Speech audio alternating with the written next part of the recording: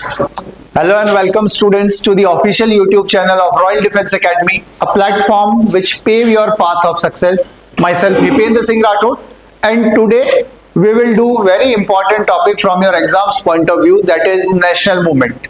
In previous class we have done national movement about the first two phases, which first one is the moderate phase and the second was extremist phase. Now we will study about the third phase, which is very important in our national movement, that is Gandhian phase. What is Gandhian phase?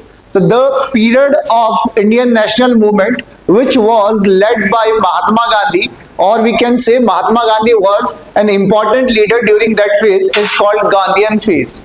तो इस phase के अंदर हम इस पूरे period के बारे में पढ़ेंगे. And the Gandhian phase is considered from 1919 to 1947. So let first start with the introduction of Mahatma Gandhi. Mahatma Gandhi के बारे में हम थोड़ा सा पढ़ेंगे. As you all know, the full name of Mahatma Gandhi was Mohandas Karamchand Gandhi. Okay, Mohandas Karamchand Gandhi. He was born on 22nd October 1869 in Porbandar. Presently it is in Gujarat, but at that time it was under the Bombay province. Bombay province के under ये आया करता था उस time पे. And he was died on 30th January 1948 at New Delhi. Mahatma Gandhi's father name was Karamchand Gandhi and his mother was Putli Bai. He was married at the age of 13 with Kasturba Gandhi. Kasturba Gandhi से इनकी शादी हुई थी और उनकी wife कौन है? Kasturba Gandhi. Mahatma Gandhi had 4 sons which who were Harilal, Manilal, Ramdas and Devdas. One Indian freedom fighter which is who is known as Jamnalal Bajaj. He is known as the 5th son of Mahatma Gandhi. तो महात्मा गांधी के 5वें पुत्र या 5th son of महात्मा गांधी के रूप में किसको जाना जाता है या किसको कहा जाता है? जमनालाल बजाज को. Okay, after that Mahatma Gandhi ने 1888 से 1891 तक का जो पीरियड था उसमें इन्होंने इंग्लैंड से अपनी जो लॉ की पढ़ाई है, जो बैरिस्टर की पढ़ाई है, ठीक है, लॉयर की जो पढ़ाई वो की और बैरिस्टर बने. After that he returned to India and practiced as a lawyer in Rajkot court. Rajkot जो है वहां पर इन्होंने एक लॉयर की तरह प्रैक्टिस की, लेकिन वहां इन्हें बहुत ज्यादा सक्सेस नहीं मिल पाई. ठीक है, और उसके बाद इनको अपने किसी ऑफिशियल काम से, किसी कंपनी के काम से इनको अफ्रीका जाना पड़ा. एक कंपनी के केस की वजह से इनको अफ्रीका जाना पड़ा और इन्होंने 1893 में ये अफ्रीका गए और अफ्रीका के अंदर ये 1893 से 1915 तक रहे और वहां पर महात्मा गांधी जो है उन्होंने काफी मूवमेंट्स जो है वो लीड किया और एज अ लीडर वहां से महात्मा गांधी का डेवलपमेंट होता है.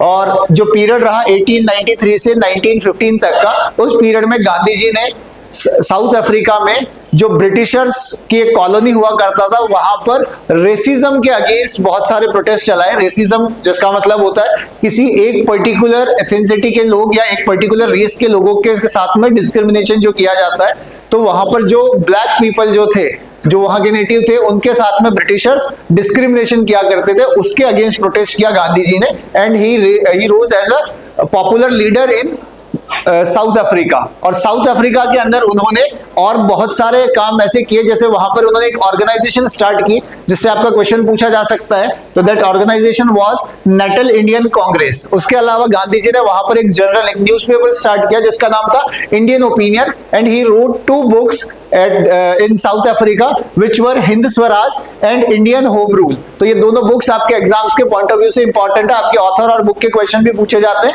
तो उसमें आपको ये ध्यान रखना है.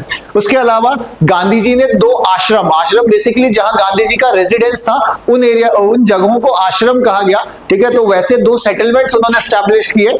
जो 2 कौन से इनके भी क्वेश्चन पूछे जाते हैं. One was Phoenix settlement which was in Durban and the second was Tolstoy farm which is in Johannesburg. तो ये दोनों ही जो है ये आश्रम कहां पर है? साउथ अफ्रीका के अंदर है. वहां पर गांधी जी ने ये 2 आश्रम बनाए.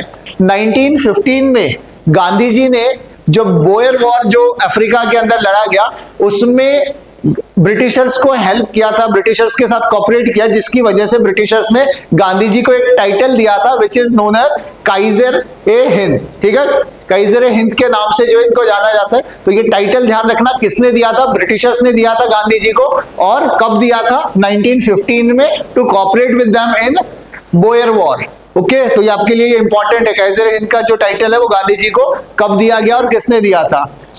On 9 January 1915 Gandhi ji return to India. Gandhi ji जो है 9 जनवरी 1915 को वापस इंडिया आते हैं और इस दिन को हमारे यहाँ पर एनआरआई डे, भारतीय गैर प्रवासी भारतीय जो है उनके लिए, जो फॉरेन डायस्पोरा जो है, हमारे इंडियन डायस्पोरा जो फॉरेन में रहते हैं, ठीक है, उनके लिए 2003 से इस दिन को एज एन एनआरआई डे के फॉर्म में सेलिब्रेट किया जाता है। तो डे भी आपके एग्जाम में पूछे जाते थे, एक डे इंपॉर्टेंट है तो थोड़ा सा ध्यान रख लीजिएगा। एनआरआई डे कब मनाया जाता है? 9 जनवरी को मनाया जाता है।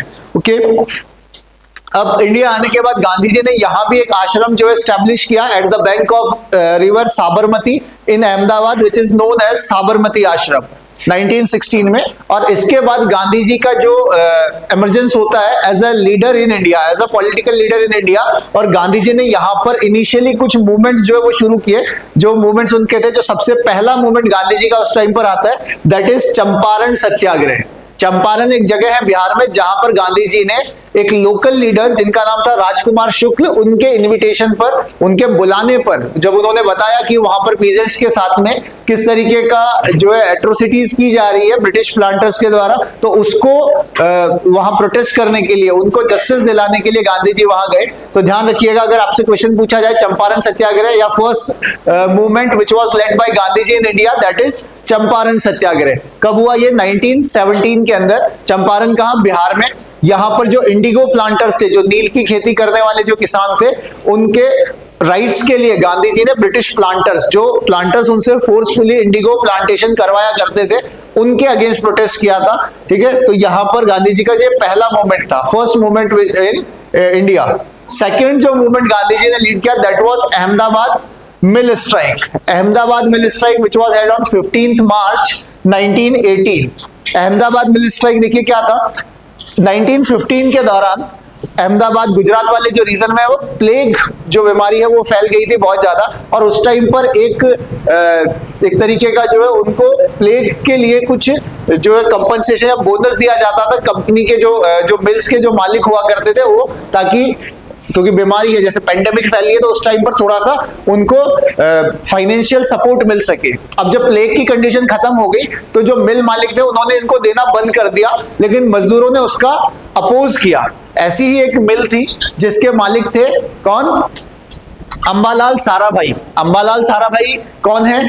जो इंडिया के अंदर जो हमने देखा स्पेस प्रोग्राम का जो फादर ऑफ स्पेस प्रोग्राम कहा जाता है, जिन्हें विक्रम साराभाई, उनके फादर, उनकी ये मिल हुआ करती थी, और यहाँ पर प्रोटेस्ट किया था ब्रिटिश जो मिल वर्कर्स थे उन्होंने, और गांधी जी ने उनका सपोर्ट करते हुए, मिल वर्कर जो है उनका सपोर्ट करते हुए यहाँ पर हंगर स्ट्राइक करी, और फाइनली उनको जो इस तरीके के ये बोनस जो है वो दिलवाए थे। तो आपको एग्जाम के पॉइंट ऑफ व्यू से ध्यान रखना है कि जो आपका अहमदाबाद मिल स्ट्राइक कब हुआ था, तो उसकी डेट ध्यान रखनी है, किसने लीड किया था वो ध्यान रखना है आपको। ठीक है, तीसरा जो है आपका, तीसरा जो इंपॉर्टेंट इवेंट या तीसरा इंपॉर्टेंट मूवमेंट जो गांधी जी ने चलाया या गांधी जी ने लीड किया, दैट वाज खेड़ा सत्याग्रह।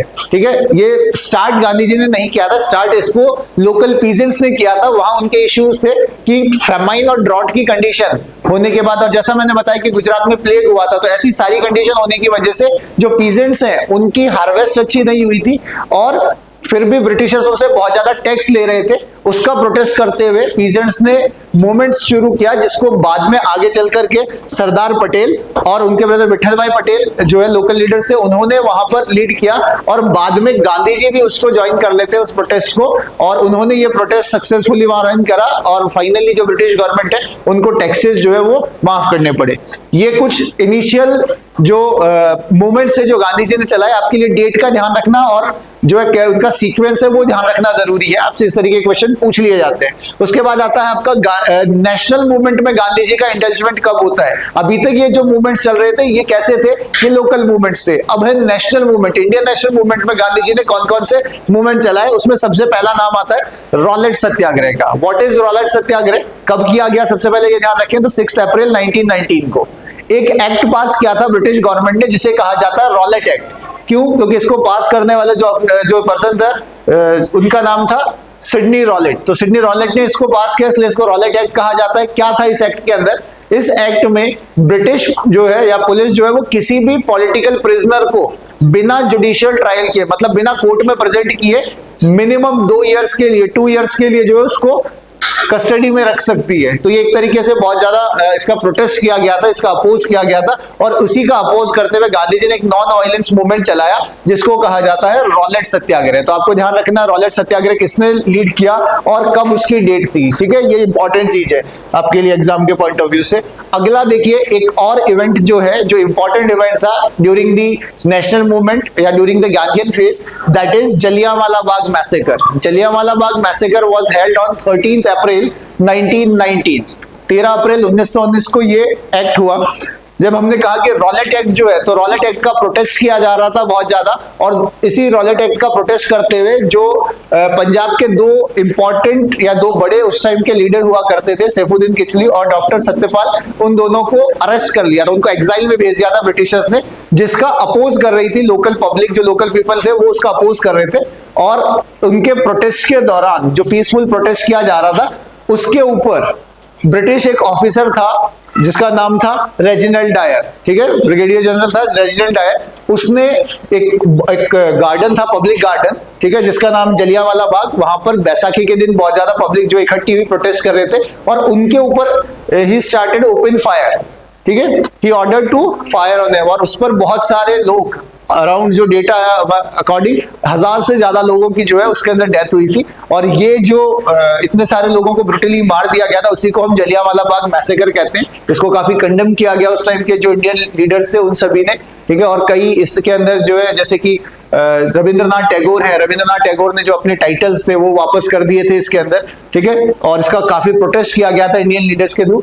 अब जब इतना प्रोटेस्ट किया गया तो ब्रिटिशर्स ने इसको एग्जामिन करने के लिए एक इंक्वायरी, एक कमेटी बनाई इसको इंक्वायर करने के लिए। उस कमेटी को क्या कहा जाता है? Hunter committee. तो आपके लिए एग्जाम का क्वेश्चन है कि जलियांवाला बाग मैसेकर को एग्जामिन करने के लिए, उसको इंक्वायर करने के लिए कौन सी कमेटी बनाई गई? That is Hunter committee. कब बनाई गई? अक्टूबर 1919 में। और किसने इसको लीड किया था? तो इसके जो चेयरमैन थे वो कौन थे? William Hunter. इसी के नाम से इसका नाम हंटर कमेटी है।